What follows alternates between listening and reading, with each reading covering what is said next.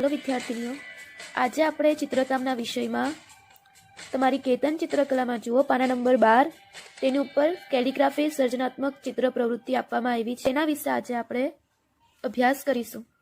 Calligraphy આકારો વિશે આપણે ગયા તાસમાં જોઈ ગયા। કેલિગ્રાફી ડિઝાઇન વિશે પણ આપણે સમજૂતી મેળવી લીધી છે। હવે સર્જનાત્મક ચિત્ર પ્રવૃત્તિ એટલે શું? સર્જનાત્મક ચિત્ર એટલે પોતાની રીતે પોતાના મનથી ચિત્ર તૈયાર કરવાની કળા। એટલે કે તમે આ ચિત્રમાં તમારા મનથી આકારોની ગોઠવણી કરી શકો છો, બરાબર? આકારો પણ તમારા મનથી તમે દોરી શકો છો। હવે અહીં જુઓ, બે બોક્સ આપ્યા છે। ઉપરના બોક્સમાં ધ્યાન આપો। તેની નીચે આકારો લખવામાં આવ્યા છે। આકારોના નામ જુઓ, સૂર્ય, પંખી અને વૃક્ષ। આ આકારોના ઉપરથી એક ચિત્ર દોરવામાં આવ્યું છે। જુઓ, બરાબર ધ્યાનથી જુઓ। તમને અહીં ઉપર જુઓ, ચિત્રની અંદર ધ્યાન આપો। ઉપર ચોરસ બોક્સમાં આ બાજુ સૂર્ય જોવા મળશે। પછી બે પંખીઓના ચિત્ર આપવામાં આવ્યા છે। જુઓ, ધ્યાનથી જુઓ। અને બે વૃક્ષ, આ પહેલો વૃક્ષ અને આ બીજો વૃક્ષ।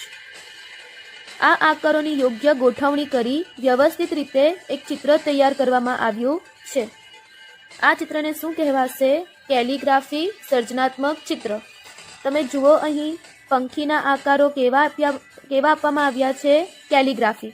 વૃક્ષ પણ કેલિગ્રાફી છે અને તેની અંદર ડિઝાઇન પણ કેલિગ્રાફી રેખાંકન કરવામાં આવ્યું છે। નીચેના બોક્સમાં જુઓ, નીચેના બોક્સમાં આકારોના નામમાં જુઓ, પતંગ અને ફિરકી। જુઓ, તમે ધ્યાનથી જુઓ, તમને પતંગ જોવા મળશે। આ પહેલો પતંગ, આ બીજો। તે જ પ્રમાણે જુઓ, આ પહેલી ફિરકી, આ બીજી અને આ બાજુ છે ત્રીજી। આ આકારોની ગોઠવણી કરીને ચિત્ર તૈયાર કરવામાં આવ્યું છે અને અંદર કેલિગ્રાફી રેખાંકનનો ઉપયોગ કરવામાં આવ્યો છે। તમારે પણ આ રીતે સામેના બોક્સમાં ચિત્ર તૈયાર કરવાનું રહેશે। તો ચાલો હવે ધ્યાન આપજો બરાબર વિડીયોમાં।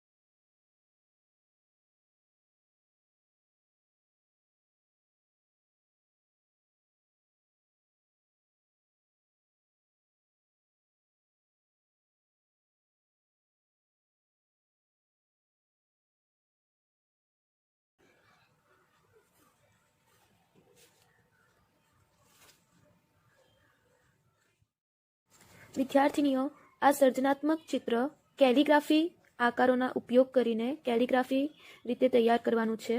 માટે એક બાબતનું ધ્યાન રાખજો કે તમારે આકાર તમારા મનથી તમે લઈ શકો છો, તેમજ તેમની ગોઠવણી પણ તમારા મનથી તમે કરી શકો છો। એવું જરૂરી નથી કે કેતનમાં જે પ્રમાણે બતાવવામાં આવ્યું છે તે પ્રમાણે જ આકારોની ગોઠવણી, તે પ્રમાણે જ ચિત્ર રજૂ કરવાનું રહેશે, એવું જરૂરી નથી। તમે તમારી ઈચ્છા અનુસાર આકારો લઈ પણ શકો છો અને તેમની ગોઠવણી પણ તમે પોતાના મનથી કરી શકો છો।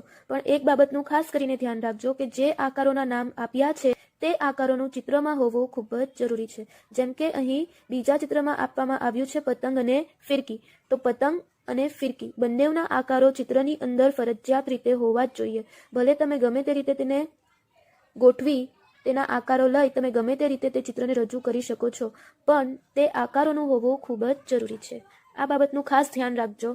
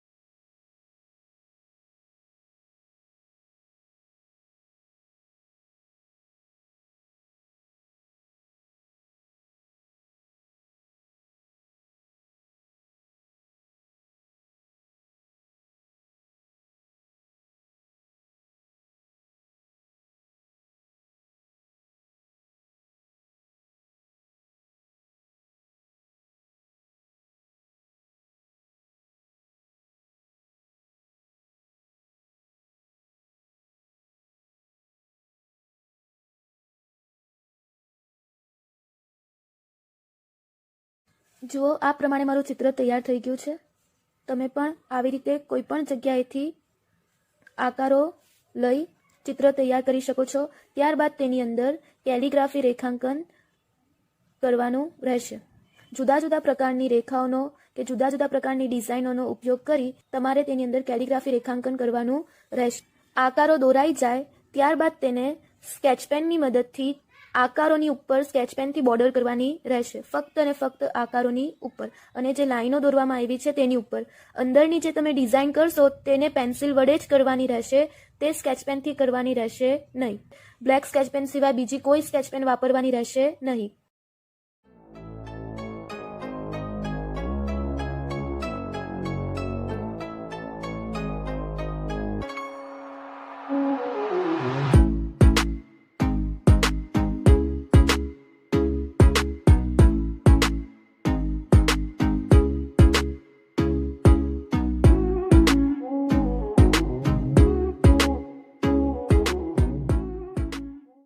જુઓ, આવી રીતે બધા આકારો અને બધી રેખા ઉપર સ્કેચપેન ફેરવવાની રહેશે. ત્યારબાદ જ અંદર તમારે કેલિગ્રાફી રેખાંકન કરવાનું રહેશે, પણ પેન્સિલ વડે.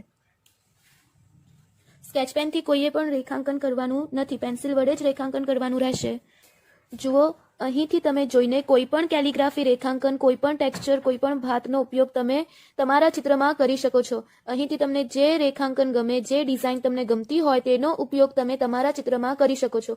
જુઓ, અહીં આ રેખાંકન પણ તમને આગળ બોક્સમાં આપવામાં આવ્યા જ છે. આ બધા તો પણ આ પ્રમાણના રેખાંકન આપણને આગળના બોક્સમાં કેલિગ્રાફી રેખાંકનમાં આપવામાં આવ્યા નથી. તમે અહીંથી જોઈને કોઈ પણ ડિઝાઇન જે તમને ગમતી હોય અથવા તો તમને તમારા મનથી કોઈ ડિઝાઇન કરવી હોય તો તમે તમારા ચિત્રમાં કરી શકો છો.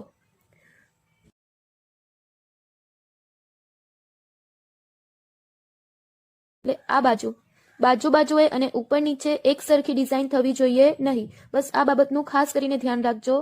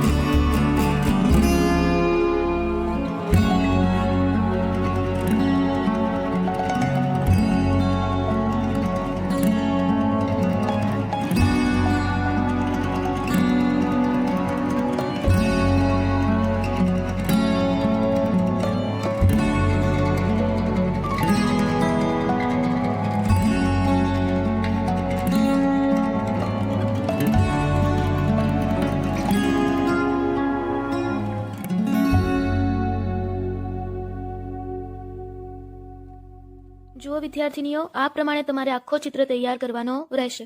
ફરીથી સમજૂતી મેળવી લો. સર્જનાત્મક ચિત્ર પ્રવૃત્તિ એટલે જુઓ આકારોના નામ પરથી આકારોની ગોઠવણી કરી ચિત્ર તૈયાર કરવાની કળા એટલે સર્જનાત્મક ચિત્ર.